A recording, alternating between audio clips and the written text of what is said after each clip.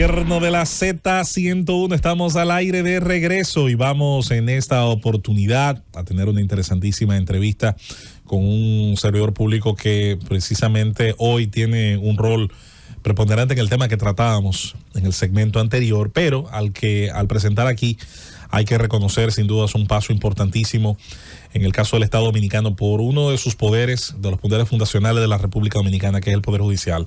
Tener al magistrado Jorge Subero Isa es tener a una persona que cuando en los años 90 resolvíamos una gran crisis, tratábamos de resolverla mediante un acuerdo nacional y una modificación de la Constitución, surgía su figura presidiendo la Suprema Corte de Justicia de la República Dominicana, brindando años de estabilidad, de ganancia en términos del respeto y de la confianza de la ciudadanía en ese cuerpo, y que sin duda van a quedar marcados y están marcados en la historia de la construcción de la época contemporánea dominicana. Además de que para nosotros los sureños es un honor que sea de Ocoa, ¿verdad? Que provenga de las montañas de Ocoa y que el país pues haya tenido en su capacidad sin duda una confianza que se ha renovado ahora que tiene bajo su mandato pues esta comisión que deberá presentar resultados al país al momento de dar cuenta de las infraestructuras penitenciarias. Al doctor Jorge Subero Isa le damos la bienvenida en el Gobierno de la Mañana, los buenos días y bienvenido a esta cabina histórica. Buenos días. Buenos días, muchas gracias por la invitación y hoy quiero rendirle un tributo de reconocimiento al gran amigo Willy Rodríguez.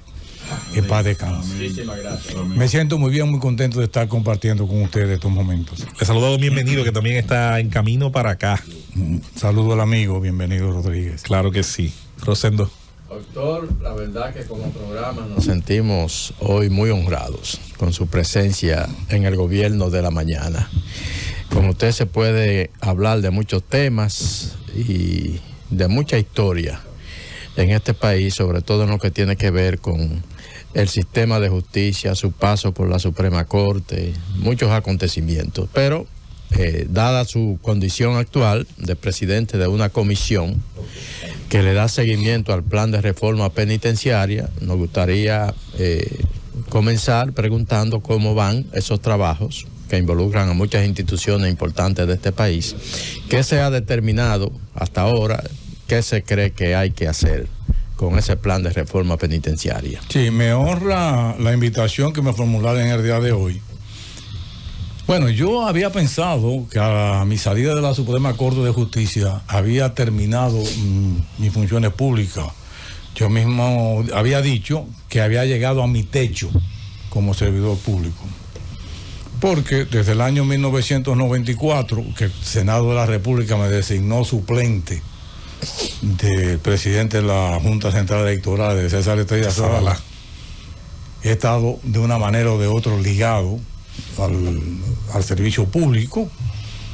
Cuando César se va de la Junta Central Electoral, me quedo yo presidiéndola y de ahí salgo a la Suprema Corte de Justicia.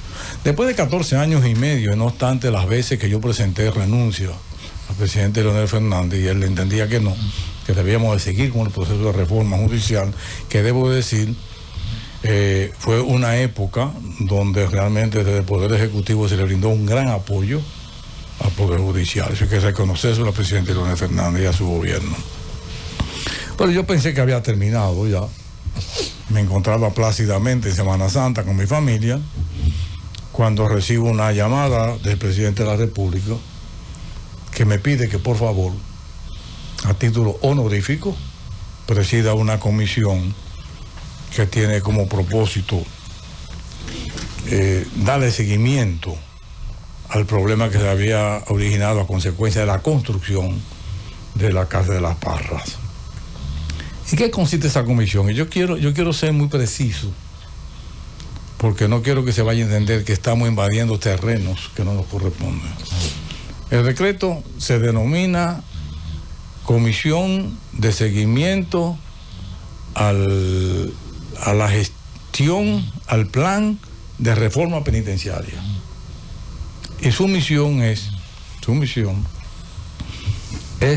colaborar con las autoridades correspondientes con la tramitación, con la culminación de los trámites legales, administrativos y logísticos para la habilitación de la penitenciaría de Las Parras y la parte rescatable de la victoria. Quiero poner énfasis en esto porque, como se ve, no se trata ni de una comisión de auditoría, ni de veeduría, ni de control, ni de iniciativa, sino pura y simplemente un órgano de colaboración con las autoridades correspondientes. ¿Cuáles son esas autoridades correspondientes? Bueno, lo que dice la ley, que tienen a su cargo la reforma penitenciaria, lo que tiene que ver con la construcción, lo que tiene que ver con las licitaciones, etcétera, etcétera. ¿Qué se ha hecho hasta el momento? Bueno, la comisión tiene una integración heterogénea, pero muy buena porque la compone el defensor del pueblo, la Defensoría Pública, los decanos de ingeniería de 5 universidades, el asesor penitenciario de la presidencia y yo, que la coordino. Yo pura y simplemente soy un coordinador de un equipo que tiene como propósito esa colaboración. Hasta ahora tuvimos una primera reunión con el presidente de la República, que fue una reunión de empoderamiento, de que el presidente quería que nosotros supiéramos de qué se trataba, qué era lo que quería, que se le diera transparencia al proceso de culminación de la construcción no solamente la construcción, aquí quiero hacer énfasis, que no es solamente la construcción, sino la habilitación de las parras. Lo que nosotros entendemos que va más allá, que la misión de nosotros va más allá de la construcción, sino que se le tiene que dar seguimiento, siempre colaborando con las autoridades correspondientes, a ese proceso de traslado. Yo no sé si ustedes recuerdan que originalmente el presidente habló en la semanal de que era una comisión de transición para el traslado de los presos de la Victoria a La Parra. Luego se cambió. Entonces, en esa reunión con el presidente, todo fue una reunión muy distendida, una reunión muy sincera. Y nos reunimos un grupo de trabajo, todavía no existía la comisión porque eso fue el día 1 de abril, no existía la comisión, pero sí nos reunimos un grupo de trabajo con el grupo técnico del equipo del Ministerio de la Vivienda. Ahí nos dieron las explicaciones del lugar. Posteriormente, ya constituida la comisión, celebramos la primera reunión de la comisión, donde se integraron los decanos de las facultades de ingeniería de las universidades. En esa reunión, que fue el miércoles pasado, yo designé una comisión, una subcomisión técnica exclusivamente compuesta por los decanos de las facultades de ingeniería para que discutieran con las autoridades del Ministerio de la Vivienda, con las autoridades de los que habían presentado los reajustes de los planos, para que discutieran los términos de referencia de la licitación. Nosotros no tenemos que ver nada con la licitación, ni tenemos que ver absolutamente nada con recursos económicos. Pura y simplemente nosotros, los técnicos de la comisión, dígase los decanos de las escuelas de las facultades de ingeniería, van a discutir todo lo que es volumetría, los planos, los reajustes, las modificaciones que hay que hacer. Hasta ahora, acabo de hablar esta mañana, antes de salir para acá, con el coordinador, porque no, pero el coordinador de la subcomisión técnica, al decano de la Facultad de Ingeniería de la UAS, Omar Segura, y me dice que se reunieron el lunes y se están reuniendo con las autoridades de medio ambiente, del Ministerio de la Vivienda, y que cada decano está haciendo la evaluación con los proyectos. Y hasta ahora eso es lo que tenemos. Seguimos trabajando, no tenemos la prisa del médico, es un asunto que es urgente, pero no tenemos la prisa del médico que se vaya a morir el paciente. Pero yo comprometo mi palabra de honor que lo que se va a hacer ahí va a ser bien hecho. Susana. Magistrado Subero, bienvenido. Usted es una persona de mis afectos, mi profesor, mi jefe, amigo de mi familia. Yo sé que, o espero que haya sido así, que tal vez usted no ha escuchado preguntar y hacer nuestras dar nuestra opinión sobre la designación de esta comisión. Y le digo, nosotros hemos externado preocupación por la designación de esta comisión, porque entendemos que estas son funciones, competencias exclusivas de la Procuraduría General de la República, por su ley, por su gobernanza, por la estructura que lo conforma. Ciertamente el decreto lo limitó a la habilitación de la cárcel de Las Parras y la adecuación de la infraestructura rescatable de La Victoria. También me preocupa, y creo que es válido decir, que las reuniones que ustedes han tenido no ha estado presente, por lo menos es lo que he visto en la prensa, la Procuraduría General de la República, y ustedes están como un ente de coordinación. Igualmente la pérdida que nosotros vamos a tener, porque la Procuraduría decidió no utilizar ese bien, y ahora de un momento a otro, sin que podamos saber qué cambio procesal pudo haber hecho, pues sí se libera la cárcel de Las Parras para habilitarla. ¿No le preocupa, no piensa usted que habiendo una estructura de un consejo consultivo, una dirección general de servicio penitenciario, una dirección de centros correccionales y de medio libre, pues ustedes hayan asumido esa responsabilidad y hayan de alguna manera pues dejado a un lado la Procuraduría General de la República? No es correcta, Susana, su apreciación. Primero, porque se trata de un órgano de colaboración con las autoridades correspondientes. Sí. ¿Quiénes son las autoridades correspondientes que tienen que ver con la reforma penitenciaria? Pero no la vimos en la reunión, en las reuniones que ustedes Perdón. Estamos todavía comenzando. O sea, nosotros tenemos previsto reunirnos con todas las autoridades que tienen que ver, que incidan en todo el proceso de reforma carcelaria y de la habilitación y todo. O sea, nosotros no vamos a excluir a nadie. Por eso dije en primer término que nosotros no nos vamos a arrogar atribuciones que no nos correspondan. O sea, vamos a colaborar con las autoridades correspondientes, todas las autoridades correspondientes, incluso las modificaciones que se han sugerido, tengo entendido, y hay una representación de la Procuraduría General de la República a través de una arquitecta, que fue quien presentó los planos por ante la comisión. O sea, no hay absolutamente ningún interés en descartar a nadie. Lo que pasa es que todavía no ha llegado el momento de ni siquiera de nosotros mismos ponernos de acuerdo sobre el método de trabajo. Pero usted puede tener la completa seguridad que ya se acordó en la comisión que se van a convocar a todos los técnicos, a todas las autoridades, a todo el mundo que sea necesario a fin de que se llegue a feliz término. Lo importante es que se ha hecho una gran inversión del Estado Dominicano en Las Parras, y eso no se puede perder bajo ninguna circunstancia, y hay que aprovechar eso que se ha construido, porque eso es dinero de recursos públicos.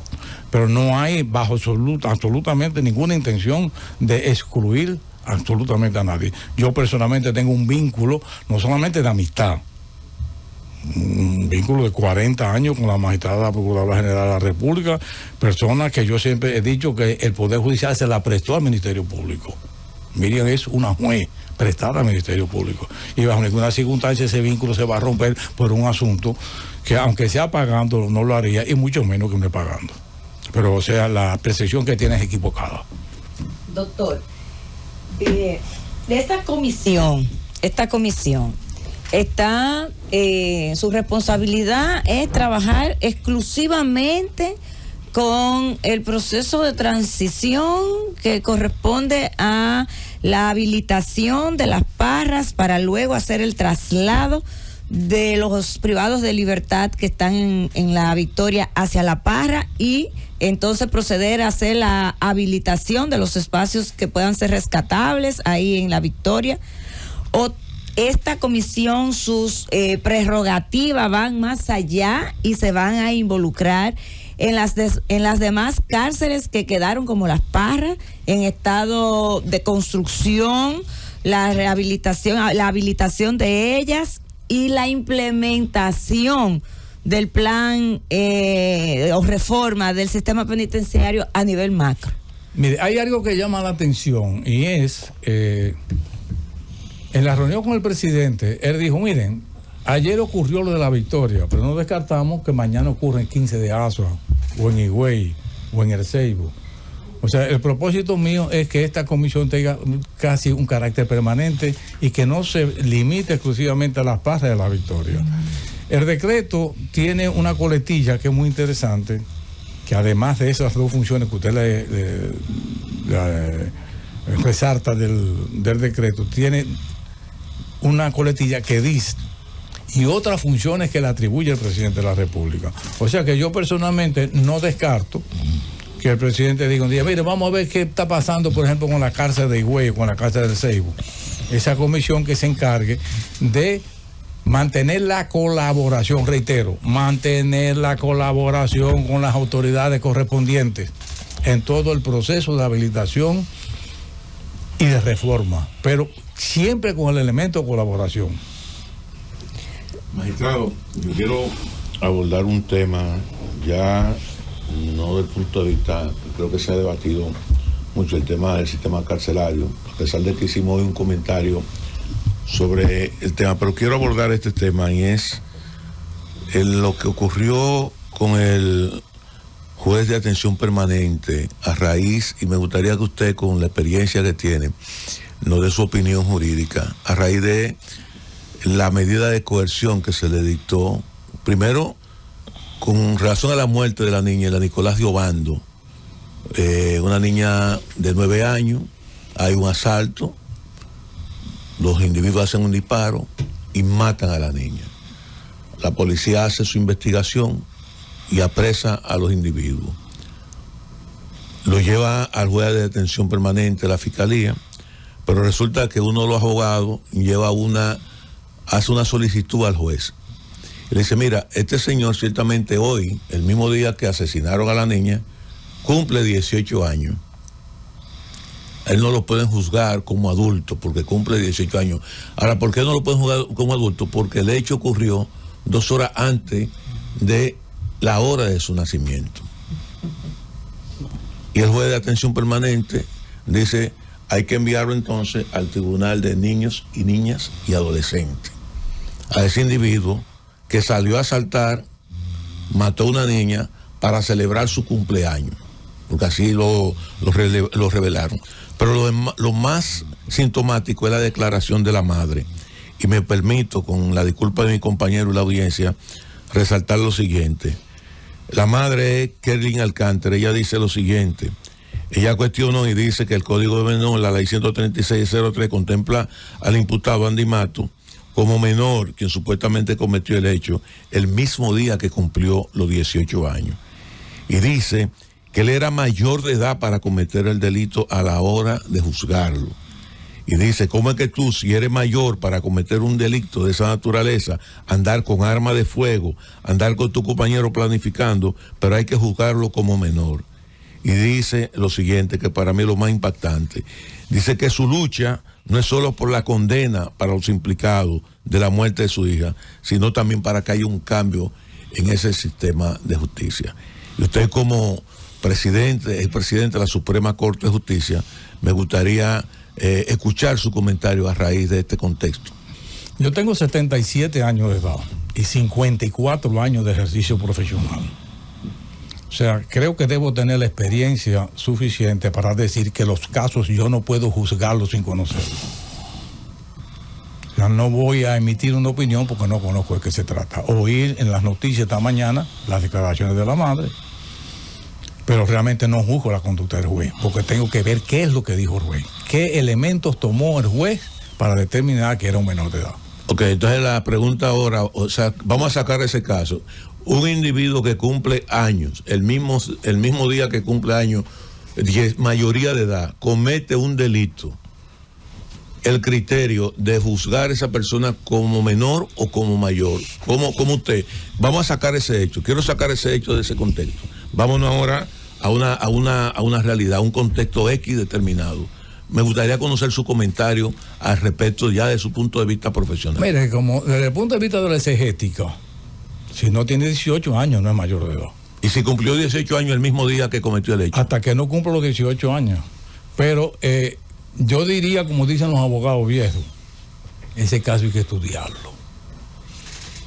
Yo no voy a emitir bajo ninguna circunstancia una opinión que sea irresponsable a mi edad y después de haber ocupado una posición. Yo tuve por norma nunca juzgar la conducta de los jueces a menos que no sea un juicio disciplinario. Pero la opinión de los jueces, aunque no las comparto, son opiniones de ellos. Y por eso no me han oído ustedes nunca, ni antes en la Suprema, ni después de estar en la Suprema, referirme a un caso en específico, porque soy lo suficientemente responsable que si no conozco el caso no emitir ninguna opinión, porque no soy un opinante. Yo después que me retire de la Suprema lo que tengo es una oficina de consultoría jurídica y todos los casos se someten a consulta. Doctor, hay una opinión pública sometida a la idea de que tenemos una justicia independiente que funciona como tal. ¿Usted qué cree? Yo creo que sí. Por lo menos los jueces de abajo. Cuando hablo de los jueces de abajo son los jueces egresados de la escuela. Por lo menos los jueces de abajo. Sí. Porque los jueces de abajo, los jueces de carrera, no le deben esa posición absolutamente a nadie. Porque para ser juez en la actualidad, con excepción de un porcentaje de la Suprema Corte de Justicia, se necesita ser egresado de la Escuela Nacional de la Judicatura. Y esa posición no se la deben ellos a nadie, sino se la deben pura y simplemente a su esfuerzo. Ahora, la situación arriba es diferente. ¿Por qué? Porque no solamente los jueces de la Suprema Corte de Justicia, el Tribunal Constitucional, el Tribunal Supremo Electoral, si quiere incluir la Junta Central Electoral, incluya, pues no es de las altas cortes, pero obviamente que para llegar a esa posición se necesita un respaldo y un apoyo político. Y por lo tanto ahí la independencia no es tanta como lo es abajo.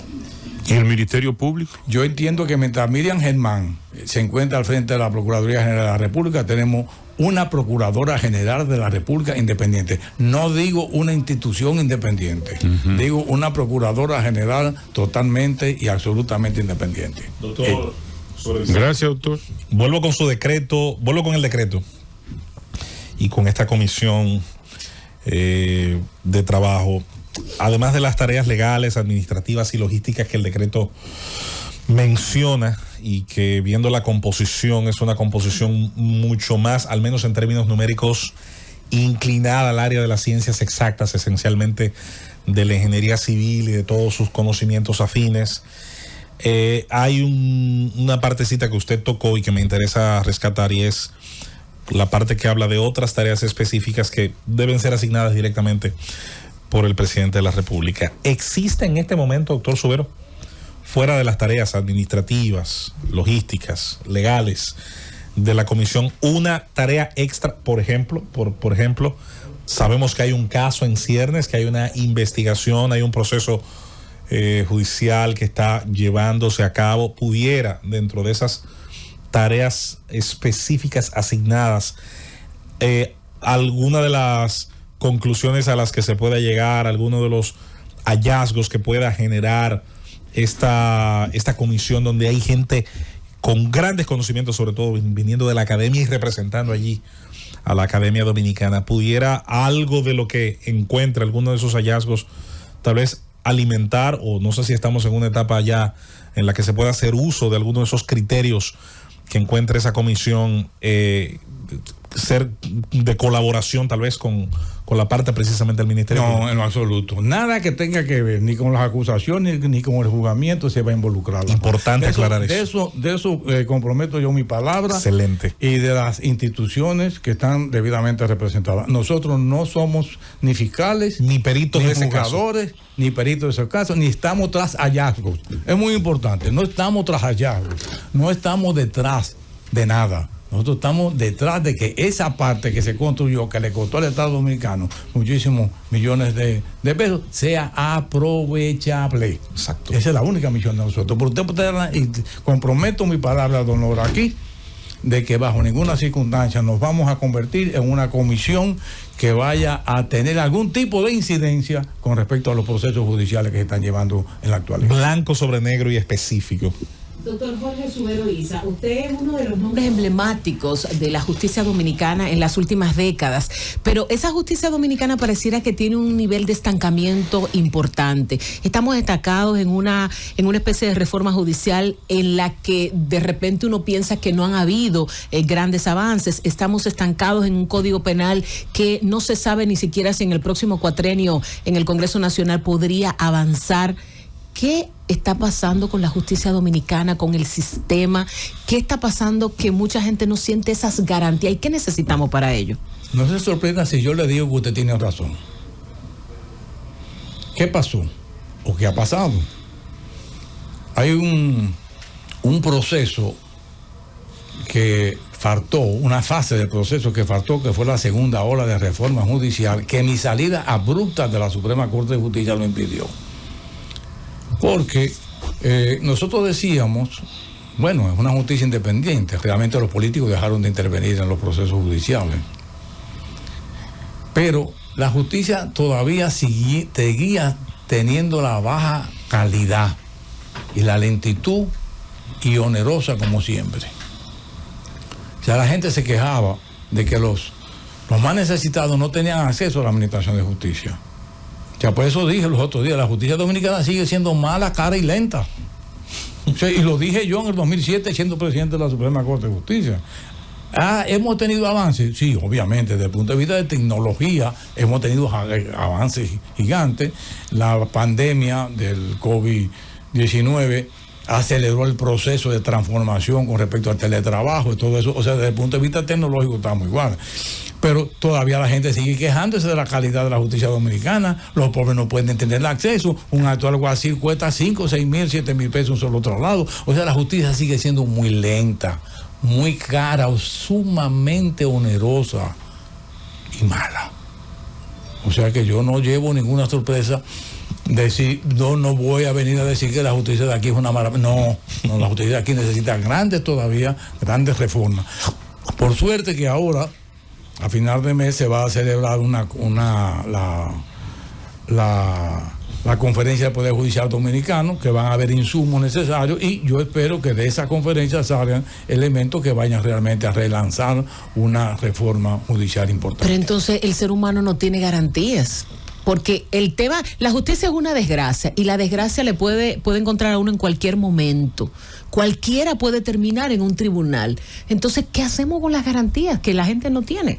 Bueno, es un concierto de voluntades. O sea, fíjese que la justicia, cuando hablamos de justicia, hay varios componentes.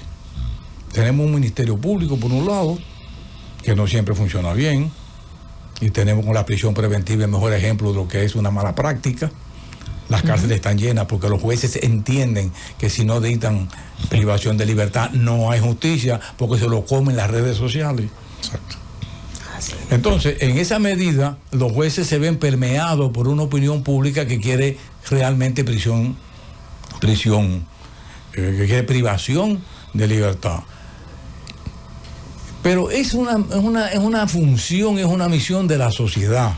La propia Constitución de la República establece la participación ciudadana como una responsabilidad de cada uno de nosotros para contribuir a todo, incluyendo la administración de justicia. Entonces, miren, la justicia tiene fundamentalmente dos componentes que tienen que funcionar de manera combinada como una planta eléctrica de ciclo combinado, Ministerio Público y Judicatura. Buen ejemplo. Si no funcionan así los dos, absolutamente no vamos a tener una garantía. Ahora, debo decirle algo. No conozco un país en el mundo, y conozco medio mundo, y lo hice siendo presidente de la Suprema Corte de Justicia, donde el pueblo, la ciudadanía, esté conforme con su administración de justicia. En ninguno. Ni en Costa Rica, ni en Uruguay, ni en Francia, ni en España, ni en Estados Unidos. Así es. O sea, siempre hay, porque siempre queremos realmente que nos garanticen los derechos, y muchas veces las autoridades no están en condiciones de hacerlo. Magistrado, usted fue presidente de la Suprema entre 1997 y 2011. A mí personalmente me tocó ser testigo presencial de un acontecimiento que marcó su paso por la presidencia de la Suprema Corte de Justicia desde mi punto de vista. 2008 se ventilaba el famoso caso Sunlan. Y yo recuerdo, yo me encontraba ese día en la Suprema cuando ya se había dado la decisión en el caso Sunlan. Y usted pronunciaba allí un discurso, recuerdo, en audiencia de la Suprema, que me obligó a salir de la sala y reportar de manera casi urgente al Gobierno de la Mañana. Yo estaba allí cubriendo para el Gobierno de la Mañana y la Z101, cuando usted dijo que la decisión en el caso Sunlan representaba un crespón negro para las togas de los jueces que integraban la Suprema Corte de Justicia. ¿Qué fue exactamente lo que pasó durante todo ese proceso que le llevó a usted a hacer un planteamiento que yo considero que es de lo más responsable que ha hecho un presidente de la Suprema? Sí. Una sola. Sí. Jamás hablé yo de crespón negro, porque todos los crespones son negros. Eso fue una falta, entre comillas, ortográfica. Sí, usted dijo un crespón. Fue una, yo usé crespón. Sí, sí, pero los medios entonces dijeron crespón negro. Con cosas que no es rara. Pero usted utilizó el término principalmente cuando se diseminó todo por la incipiente redes sociales. Mire, ¿qué fue lo que pasó, doctor? En el programa, le voy a decir exactamente lo que pasó. Yo quiero escuchar esa narración. Lo voy a escuchar con una claridad meridiana. Exactamente. En el programa, la revista 110 de Julito y así, yo dije que iba a aprovechar ese programa para utilizarlo como órgano de cierre para la discusión del caso Sunlan. Todo lo que yo he dicho y voy a decir en el futuro sobre el caso Sunlan está en los periódicos. No digo absolutamente más nada. Muy bien. Importante. Fernando. Doctor, según toda esa experiencia acumulada por usted, todos los aportes que ha hecho, no solo al sistema de justicia de la República Dominicana, sino a la sociedad en sentido general, ¿cómo usted ve el panorama de la justicia dominicana al futuro? ¿Cómo usted puede describirlo, lo que usted entiende que pudiera pasar con esto? Mire, yo soy un hombre sumamente optimista, no solamente optimista con respecto a la administración de justicia, sino con respecto al país. Principalmente porque tenemos una juventud como nunca habíamos tenido.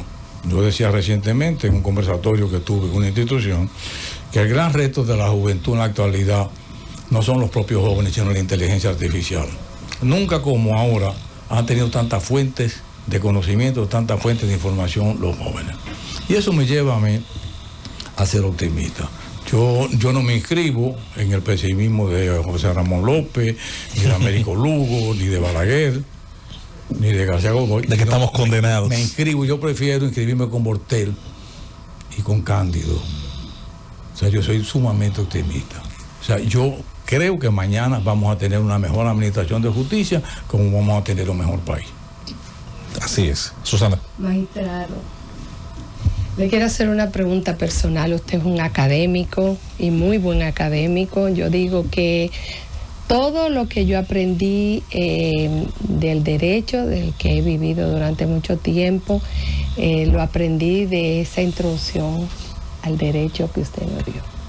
Y que esos principios se fueron desplegando hasta complejizarse ya en materias más profundas y áreas más profundas.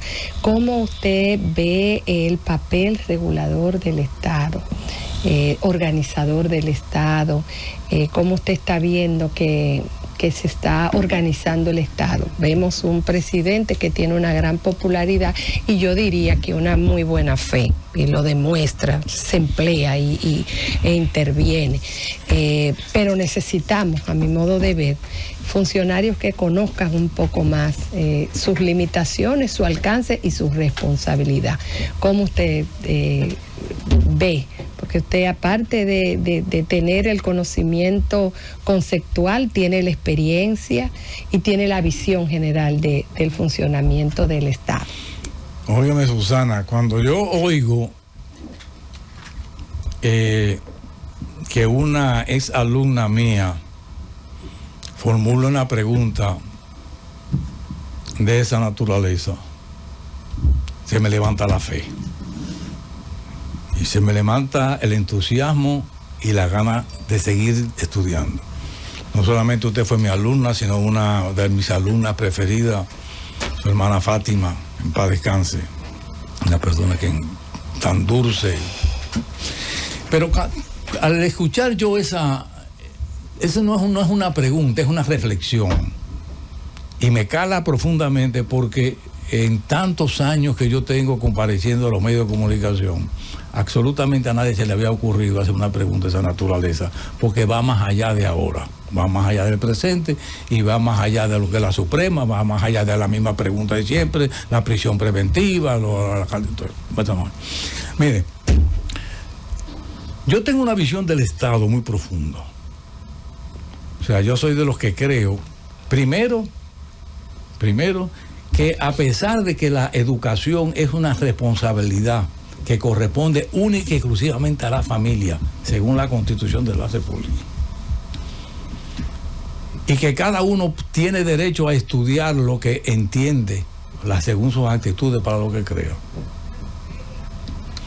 Yo estoy muy arraigado con la política de Keynes en cuanto al papel del Estado. O sea, yo creo que el Estado debe de tener un papel, un rol más interventor en las actividades, no solamente públicas, sino privadas.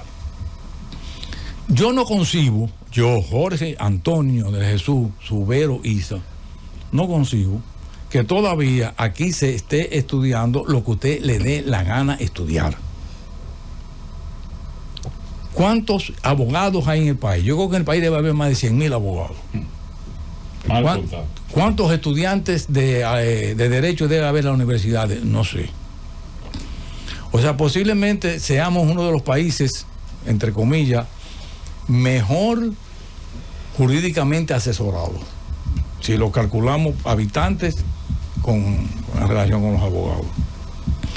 Entonces, yo soy de los que creo que llegó el momento en que el Estado Dominicano reformule su política educativa, no solamente a nivel primario, secundario, terciario, sino también con respecto a qué necesita, cuáles son las necesidades del mercado laboral que pueden proveer las universidades.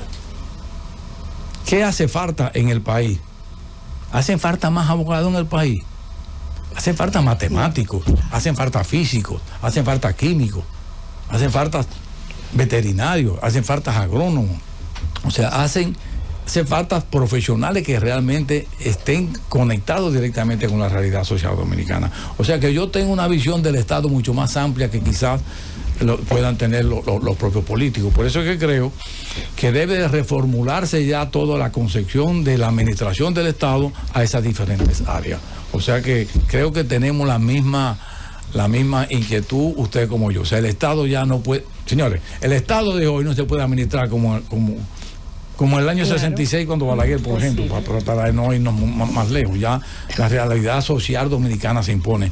Por eso, y valga esta pequeña reflexión dentro de ese mismo concepto, yo siempre he dicho que los jueces, al momento de tomar una decisión, deben tomar en cuenta la realidad social y política imperante en un país en un momento determinado. Porque puede ser hoy bueno, puede ser funcional hoy, puede trabajar, puede ser efectiva hoy y mañana no. Pero creo que requerimos un compromiso social mayor, político mayor, a ver hacia dónde que vamos a llegar. Doctor, la sociedad muchas veces levanta su voz en protesta al Código Procesal Penal.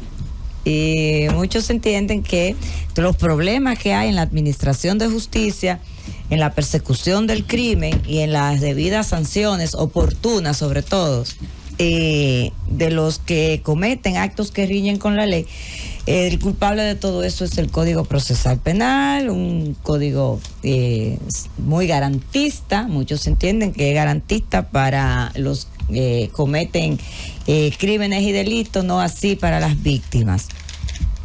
¿Cuál es su opinión? ¿Cree usted que estamos en un momento en donde se requiera de una reforma, de un estudio a esos textos legales y adaptar varios textos? Porque también tenemos un tema con la ley, con el Código de Protección al Menor. ¿Cuál es su opinión al respecto? ¿Están estos textos de acorde a lo que estamos viviendo hoy? Mire, a mí me han formulado esa pregunta en otros términos, en varias ocasiones, y siempre digo lo mismo. ¿Y qué pasaba antes de la vigencia del Código Procesal Penal? No habían crímenes, no habían violaciones, los adolescentes no asaltaban, no había violencia de género con otro nombre, había siempre. El problema no está en el Código Procesal Penal. ¿Qué quieren? ¿Eliminar las garantías? Elimine el Código Procesal Penal y deje vigente la Constitución del 2010. La Constitución de la República contiene garantías más efectivas que el propio Código Procesal Penal. O sea que el problema no es, lo que pasa que antes de la vigencia del Código Procesal Penal, o sea, durante el Código de Procedimiento Criminal, la Constitución estaba por un lado, exacto, y el Código por el otro. Y aquí, ¿qué juez se atrevía aquí a aplicar la Constitución de la República? Yo recuerdo con los primeros años de la primera visita mía al exterior, fue a Costa Rica y a Puerto Rico, y hablaban de la Constitución, de cómo los jueces hablaban de la Constitución. Yo recuerdo que en un evento aquí, un juez me preguntó que si entonces tenían que aplicar la Constitución como si se tratara de una ley, porque era una época que no se podía hablar de Constitución, porque le atribuían a uno de comunista o de cualquier cosa, porque la Constitución era una mala palabra. Ahora, cuando los jueces debieron, de los primeros cursos que se impartieron en la Escuela Nacional de la Judicatura, fueron la constitucionalización del proceso penal. Entonces, ¿qué es lo que se han hecho los jueces? Constitucionalizarlo. Lo que pasa es que falta una pata. Y posiblemente todos los gobiernos después del 2004 para acá, con la vigencia del Código Procesal Penal, sean los responsables. ¿Qué ha faltado? Miren, yo recordaba el día pasado, y quizás ustedes estaban muy pequeñas, las hembras principalmente. No, y los hombres también. No, algunos. Que era una práctica de la policía, cada vez que apresaba a una persona que había cometido un delito, lo presentaba en la prensa. Sí, sí. ¿Ustedes recuerdan? Claro. Y esa persona, ¿quién lo condenaba primero? El público. ¿Quién prohibió eso? ¿Quién tuvo los pantalones de prohibir eso? Un procurador general de la República que se llamaba Abel Rodríguez del Orbe. Abelito. Que le prohibió al jefe de la policía que eso no se podía hacer porque eso atentaba contra la presunción de inocencia. Entonces, en esa época se hacían esas presentaciones públicas. Hoy en día no es posible. Claro. Entonces, ¿qué pasaba contestando su pregunta, Yoli?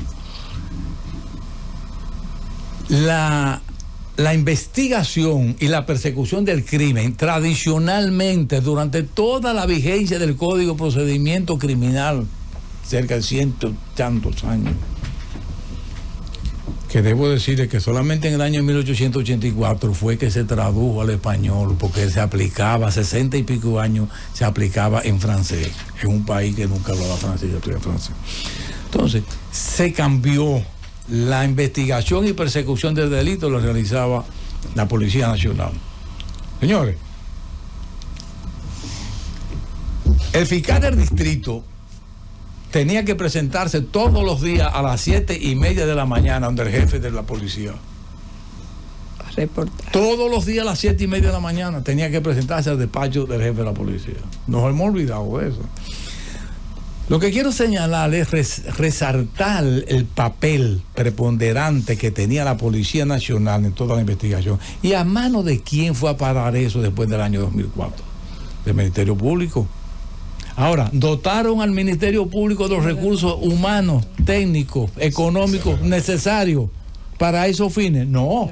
Entonces, por eso hablaba yo ahorita de la planta eléctrica de ciclo combinado que no funciona. Entonces, esto es la responsabilidad del Ministerio Público. Tú sabes el papelazo brillante, la brillantez que debe tener el Ministerio Público ahora para destruir una presunción de inocencia. Sí.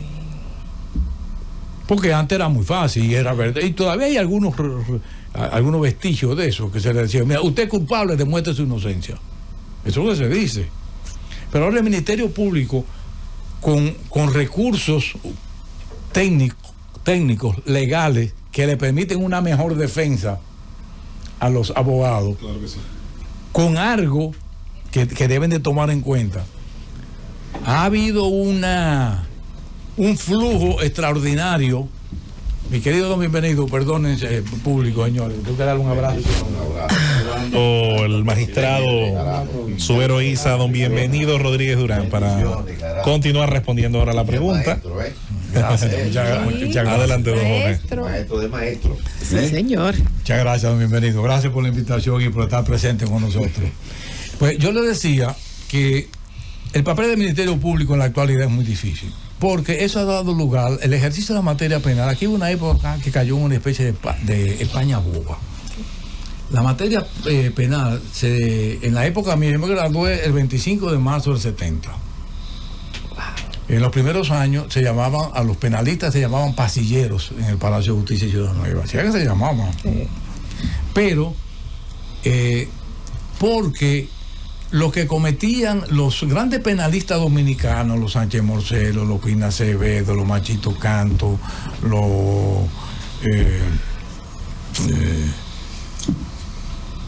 todos esos grandes abogados, realmente ejercían la profesión de personas de los campos o los hijos de los hacendados de los campos que cometían delitos y tenían capacidad económica de pagarle a un buen abogado. Atañán Peremento. Atañán, que se me olvidó, Atañán. Entonces, hubo una época en que ya se abrieron las universidades. Es un fenómeno sociológico que debe de estudiarse. Se abrieron las universidades. Ustedes no saben, quizá, que para ingresar a la Universidad Autónoma a la Universidad de Santo Domingo, primero había que venir con saco y corbata, eso era uno. Claro. Segundo, era el cupo era limitado, no todos tenían acceso. Claro. No todos tenían acceso. Cuando se abre las universidades, los hijos de los hacendados no se quedan en sus tierras para ayudar al padre, sino vienen a la universidad a estudiar. Entonces ya el campo se queda sin personas con recursos económicos que puedan pagar buenos abogados. Si no, lo que se comete son actos de ratería, seducción, tontería.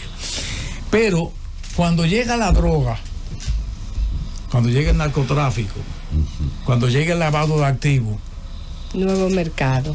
Ahí viene el mercado, como dice Susana. ¿Y qué trae el mercado de por medio? Abogados. Claro.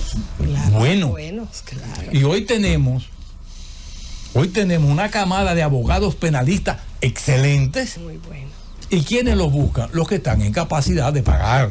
Señores, nosotros, yo llegué, yo no sé, en ejercicio de mi profesión hasta el 97 que estuve en la Suprema, los honorarios de los abogados se hacían divorcio por 150 pesos dominicanos.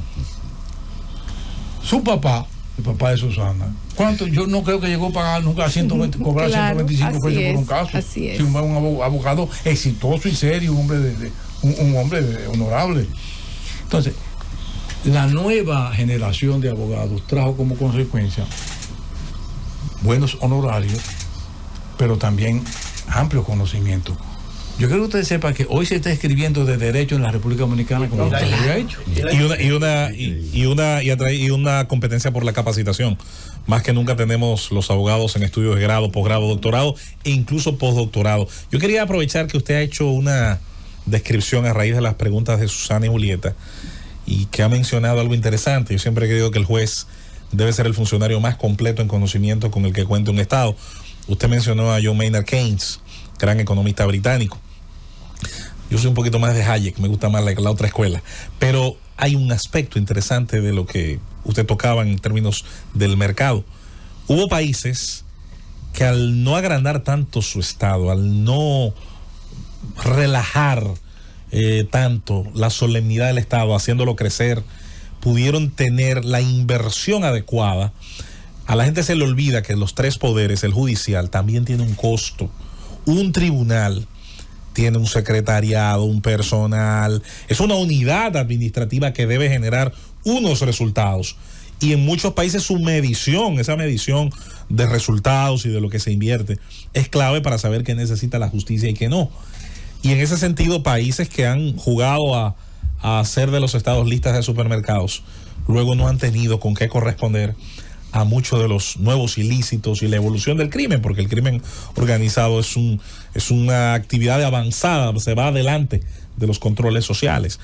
En ese sentido, posiblemente en el aspecto económico se nos haya ido de la mano, seguir creciendo hacia un lado, hacia el Ejecutivo, olvidando que el propio Poder Judicial también debe crecer en la medida en que las necesidades de la población crecen. ¿Qué dice usted? No, que es cierto. O sea, yo creo, porque siempre se ha dicho que el Poder Judicial es la cenicienta del Estado. Como no se elige por voto directo. No, eso no. Ni indirecto. Fíjense que es iluso pensar que se va a conseguir una mayor asignación presupuestaria única y exclusivamente dependiendo de la voluntad del Congreso. Exacto. Si desde la administración del presupuesto no se configura una estructura que logre convencerlo, no se va a conseguir una mayor asignación. Y lógicamente, en el día de hoy, señores, cuando yo llegué a la Suprema Corte de Justicia no había computadora. Claro, ¿Qué te parece? Es que mi secretaria, yo me llevé la secretaria de la Junta Central Electoral, la Mari Bay, me la llevé para la Suprema. Y cuando ella, imagínense, la Junta tenía posiblemente el segundo centro de cómputo de importancia del país después del Banco Central. Y cuando llego a la Suprema me dice, ¿dónde está la computadora? La computadora, no tiene computadora. Pues vamos a comprar una, no, que no hay crédito. O sea, no se le daba crédito al Poder Judicial porque carecía de recursos. Se necesita más recursos. Hoy en día la tecnología, yo dejé más de 4.000 computadoras con licencia. Más de 4.000 procuradoras con licencia. Por eso es que muchas veces, y llegó un momento, que suerte a que mi hermano César Pina Toribio, yo graduado, la primera persona que yo conocí cuando vine de Ocoa a la universidad se llama César Pina Toribio, mi hermano, y mantenemos la amistad todavía. Brillante. Y siendo el Procurador General de la República nos pusimos de acuerdo, y mi hermano, vamos a evitar, porque llegó un momento en que los representantes del Ministerio Público se sentían por debajo de los jueces, porque se le había dado con esa reforma judicial que comenzó en el 94 y se implementó en el 97 una especie de plus a la judicatura que todo el mundo quería, y los salarios eran mejores, y tratamos de eliminar muchísimas asperezas. Posiblemente ustedes no conozcan que el espíritu de la escuela de la judicatura era escuela de la magistratura, con la finalidad de que al mismo tiempo que se formara el Ministerio Público se formaran los jueces. Por una razón que un día se contará, no fue posible eso y hubo una separación. Pero no se puede contar hoy. ¿Perdón? No se puede contar hoy. Yo prefiero que no. Pero hubo mucho celo, Fernando, en el sentido, hubo mucho. Yo prefiero que eso. Pero usted lo intentó. Y había representantes, porque la defensa pública tiene su nombre. Usted se fajó a luchar con el ILANU para formar la defensa pública. Nosotros éramos abogados de oficio. Así fue. Y fue usted que fue a hacer ¿con qué se come eso? Si hoy la defensa pública existe, tiene su nombre. Y hay dos cosas, Susana, importantes. La defensa pública, a sabiendas de que se necesitaría de una ley y que no era tan fácil, con la defensa pública, a mí se me ocurrió someter al Pleno y se adoptó por resolución lo denominado la defensa judicial, que fue el grupo que ustedes perteneció, y después se creó la defensa pública. O sea, hay una parte, y hoy me dijo Valentín, que forma parte de la comisión esa que hemos venido hablando, me decía que el 90% de los presos, ellos tienen la defensa. Es muy necesario. Con el permiso del doctor Jorge Suguero Isa, en una entrevista que no sé si se nota, pero la estamos disfrutando.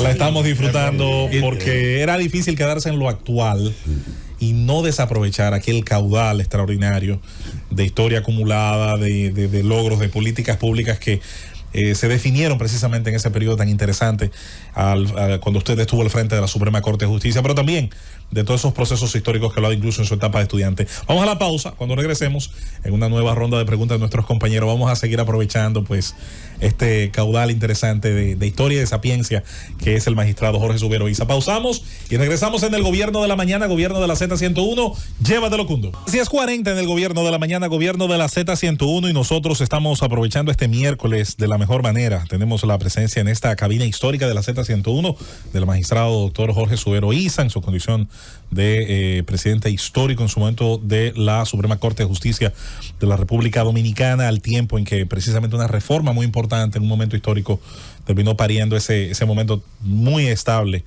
de nuestra Suprema Corte. Y por supuesto le tenemos en un momento en que un decreto oficializó una comisión que él dirige para completar los trabajos relacionados a la cárcel de Las Parras y allí, en tareas designadas, pues lograr poner esta infraestructura al servicio de los dominicanos. Retomamos nuestra ronda de preguntas, Rosendo. Gracias, José Luis. Yo, doctor, lo vengo persiguiendo muy de cerca a usted. Y muy bien perseguido. Porque usted nos decía fuera del aire que ya va para 50 años de matrimonio. El sábado. No está tan lejos. Ya yo voy en 41. Vengo ahí, cerquitica. En la casa de Rosendo se hace lo que él obedece. Gracias, son dos triunfadoras. Doctor, dos preguntas, porque ya esta es mi última intervención en esta entrevista. La primera es su parecer sobre el funcionamiento institucional de la República Dominicana en sentido general. ¿Cómo usted lo vislumbra? Y la otra, quizás un poco más sencilla, pero que para un abogado como usted, me gustaría escuchar su opinión. El funcionamiento, ¿en qué ha devenido el funcionamiento del Colegio de Abogados de la República Dominicana, la institución que aglutina a todos los profesionales del derecho, sobre todo por la incursión de la actividad política en el seno de esa institución? Comienzo por la primera, por la segunda. Es una lástima lo que está ocurriendo en el Colegio de Abogados de la República Dominicana.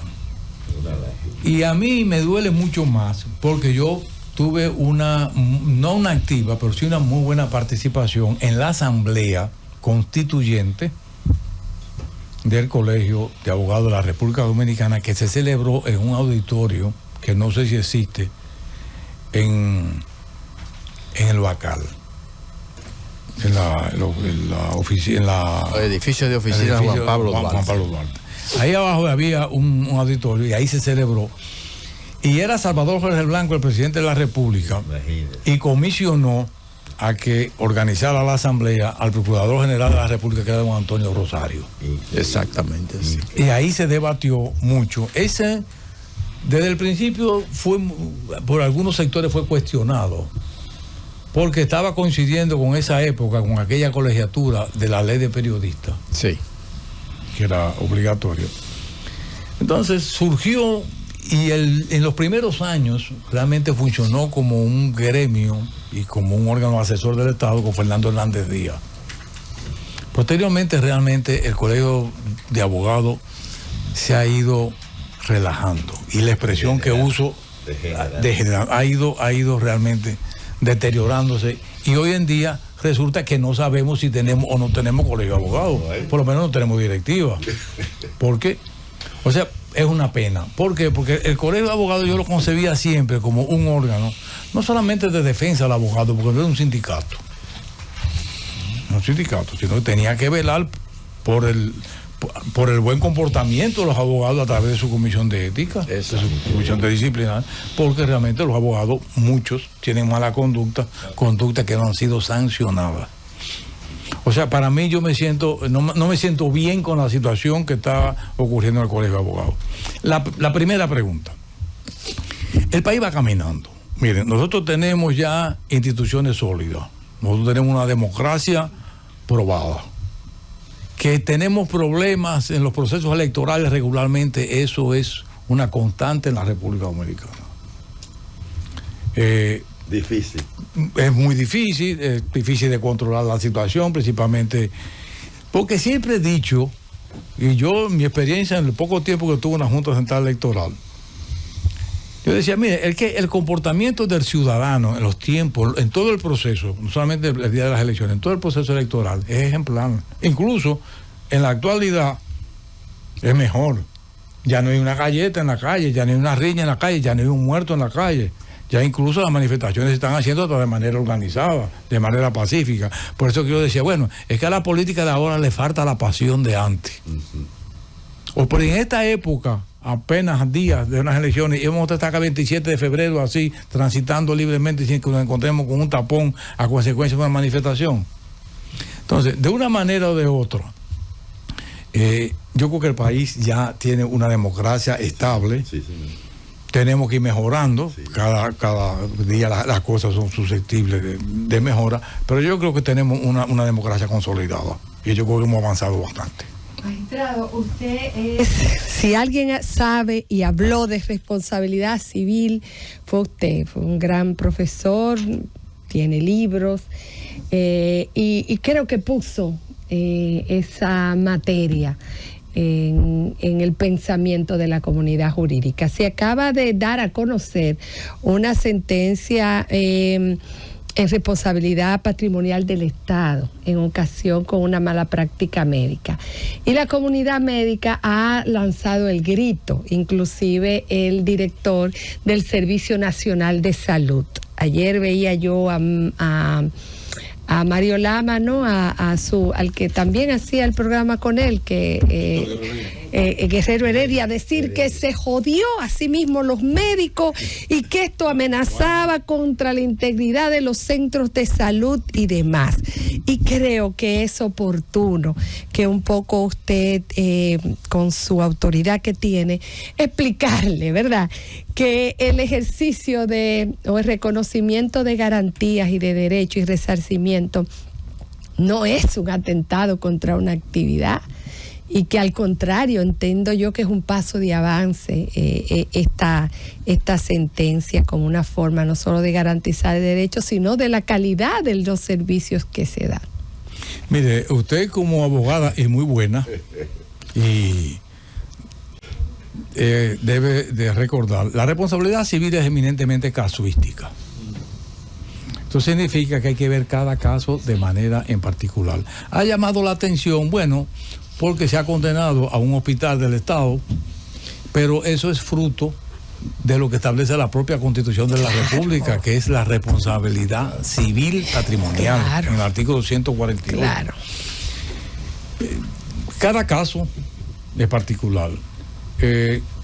Yo creo que los jueces deben de medir un poco la responsabilidad civil médico, dependiendo del caso, con respecto a las indemnizaciones. Ahora, los médicos tienen una práctica que es la buena práctica, la buena praxis.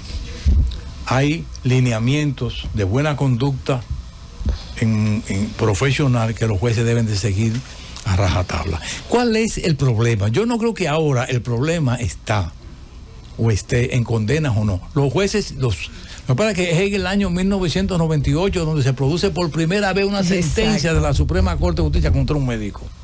Por ejemplo, en el libro mío de responsabilidad civil del año 1990. Tratado, ¿verdad? No había. Claro. Yo solamente encontré un rastro en un juzgado de primera instancia, que es en Santiago Rodríguez, o por esos lados, con un farmacéutico, una receta, pero después no había. ¿Pero por qué? A mí me gusta ver las causas. O sea, yo soy lo que creo, mire, no ataquemos las consecuencias y no atacamos la causa. ¿Qué es lo que está pasando con los médicos? Yo no recuerdo nunca en mi ejercicio haber llevado ni que me consultaran sobre un caso de mala práctica médica. Porque el médico antes era parte de la familia. Había un vínculo familiar. Tanto es así que en los pueblos, nosotros que somos de los pueblos, sabemos la importancia que tienen los médicos en los pueblos. Para el padre darle el consentimiento para casar a una hija, se iba y se hablaba con el médico primero, si conocía a la familia del novio. Tincuri me dijo una vez, que no peleaba nunca con los hospitales y con los médicos. Bueno, eso era un criterio, porque yo tenía ese criterio. Bueno.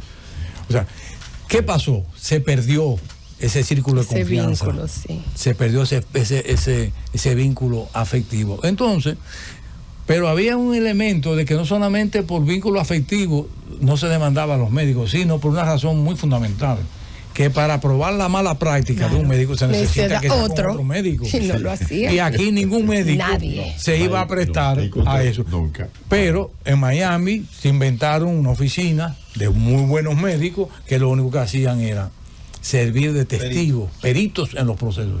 Entonces, de ahí en adelante. Entonces, si nosotros vemos, por ejemplo, el alto costo de los honorarios médicos por un lado, o sea, ya el paciente no tiene ese sentimiento de gratitud con el médico porque está pagando más. Sí, y mucho.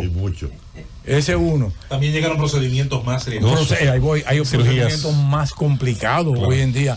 Lo que pasa es que el médico de antes, a mí el tema me fascina y ahora tengo una conferencia, ¿cuándo llega? ¿A final de mes? El principio de mayo. Sobre responsabilidad civil médica en el colegio médico.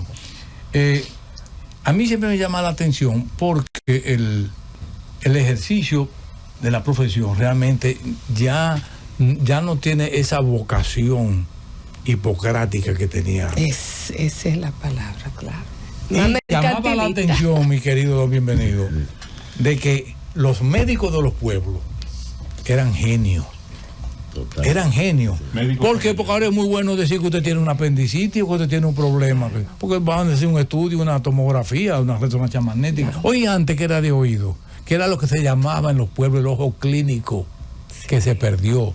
Porque los médicos antes, lo primero que le preguntaban al paciente era su nombre, el nombre de su papá, de su mamá, de qué murió su papá, de qué murió su mamá. Había realmente una ruta, una hoja clínica que le llevaba al médico. Hoy en día usted va al médico, ¿qué es lo que usted tiene? Tal cosa, mire, vaya a hacer un estudio. Entonces, así es muy fácil. Entonces, esa diversidad en el ejercicio de la profesión ha dado lugar a que el riesgo sea mayor. Los médicos tienen que aprender a administrar el riesgo. Por eso una decisión de la Suprema Corte de Justicia, brillantísima, muy buena, sienta un precedente importante, y es la evaluación cardiovascular antes de realizarse una operación. Y llegaron los cirujanos plásticos. Y llegaron los cirujanos, que ahí en adelante también. Por eso es que el juez debe de ver con una óptica más severa las cirugías estéticas, que no son necesarias, que una cirugía necesaria. Claro. Doctor, la verdad que hemos tenido una conversación con usted muy interesante, porque hemos hecho como un recorrido en el tiempo y hemos hablado de temas amplios e importantes en nuestro sistema de justicia, pero yo quiero que volvamos al inicio de la entrevista, porque sobre este tema de las parras se le ha puesto, hay mucha presión mediática, hay un interés de toda la sociedad de ver si ahora por fin se le va a encontrar la solución a este problema terrible de La Victoria. ¿Tienen ya ustedes una hoja de ruta para cuándo puede la sociedad esperar que se pueda empezar a dar ese traslado de estos privados de libertad hacia la parra? Si es posible, si tienen ya eso. Mire, lo único que está seguro es que no se va a hacer, no se va a dar un paso importante de traslado hasta que eso no esté totalmente habilitado. O sea, no construido. Habilitado. O sea, que haya realmente seguridad de los presos, que haya los turnos. O sea, el plan que tienen las autoridades, que han organizado los turnos, eso es un asunto que nosotros no tenemos que ver nada con el asunto de trabajo. ¿No han manejado tiempos? No hemos manejado tiempo porque, por lo que decía, nosotros no tenemos que ver nada con la licitación. Es un proceso que eso es de las autoridades correspondientes. Nosotros no tenemos que ver nada ni que vamos a ordenar que trasladen los presos. Nosotros podemos, eventualmente, dentro de las facultades que está en la comisión, de colaborar con ellos, cómo son esas rutas críticas hacia el traslado. Por eso decía que originalmente era comisión de seguimiento a la transición de traspaso de los presos de La Victoria a La Parra. Ya se reformuló un poco eso, pero no tenemos tiempo, Julieta, no tenemos tiempo. Doctor, antes de irnos a la pausa, en el pasado segmento, usted dijo que usted dejó cierta cantidad de computadoras en la Suprema Corte de Justicia y enfatizó con el tono de voz, con licencia. Aquí han habido varios ministerios, incluyendo ministerios que deberían estar muy alineados con el tema de las licencias, y están utilizando software pirateados. Entonces, ¿qué significa eso? Que en la justicia dominicana podemos encontrar violación a ese tipo de reglamentación y encontrar sistemas, software y una serie de equipos sin licencia oficial. Pero cuando me habla de justicia dominicana, ¿se refiere al Poder Judicial? Al Poder Judicial, al Ministerio Público. Yo no creo, porque yo le he dado seguimiento a eso, y las autoridades de la actualidad de la Suprema Corte de Justicia y su presidente y el Consejo del Poder Judicial le han dado seguimiento. Y esas licencias, yo conseguí con Microsoft una donación de las primeras 10 licencias. Después se le pagó. Y yo tengo entendido, para mí es inconcebible que no tengan licencia. Yo no creo que no. Que en otras instituciones del Estado existan, eso yo no sé. Pero por lo menos en el Poder Judicial no lo creo. Doctor, se ha hablado de un Ministerio Público Independiente y de la intención que se tiene de una modificación constitucional para la creación de un Ministerio de Justicia. ¿Es necesaria, según su opinión, esta acción, que haya un Ministerio de Justicia para que sea independiente? Porque parte de las propuestas que yo he escuchado es que ese Ministerio Público Independiente iniciaría con una propuesta de nombramiento procedente del Poder Ejecutivo por unos 6 años inamovibles. Eso lo haría independiente. Y una pregunta, después que me conteste esa, yo le voy a hacer una pregunta muy sencilla. ¿Cómo usted se siente? Con respecto a la primera, voy a retomar la idea de Susana sobre la reformulación del Estado. Miren, al presidente Leonel Fernández usted le puede criticar todo lo que usted quiera, pero quien impulsó la reforma judicial en la República Dominicana es Leonel Fernández. Se dio cuenta en un momento que la Suprema Corte de Justicia, por el propio cansancio de los jueces, la edad de los jueces que habían anterior a nosotros, no estaban en capacidad de impulsar un proceso de reforma judicial. Y se le ocurrió un comisionado de apoyo a la reforma judicial que lo presidía Franklin Almeida Rancière. Hizo un brillante papel y en la práctica se desempeñó como un ministerio de justicia. Porque todas las conferencias, la ley de carrera judicial se manejó entre ellos. Se discutió todo. Eso, y Onofre Rojas, que dirigía la reforma, la Comisión de Reforma del Estado. Sí. Todo eso, algún día habrá que hablar de eso. Cuando las pasiones bajen un poco, habrá que hablar de esas dos personas y esas dos entidades. Porque el comisionado que presidía Franklin designó unas comisiones, sendas comisiones para modificar los códigos, principalmente el Código Civil, que es el Código Penal, que todavía están por ahí. Dando túmbulos.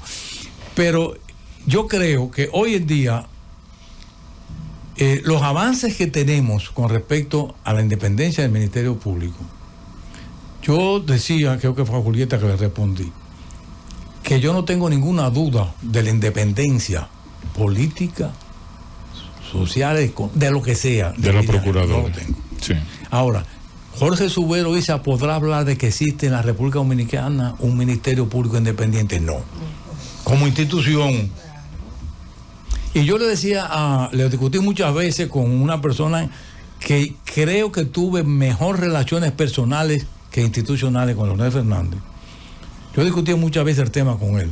El presidente, vamos a sacar pues primero me opuse a que el Procurador General de la República formara parte del Consejo Nacional de la Magistratura.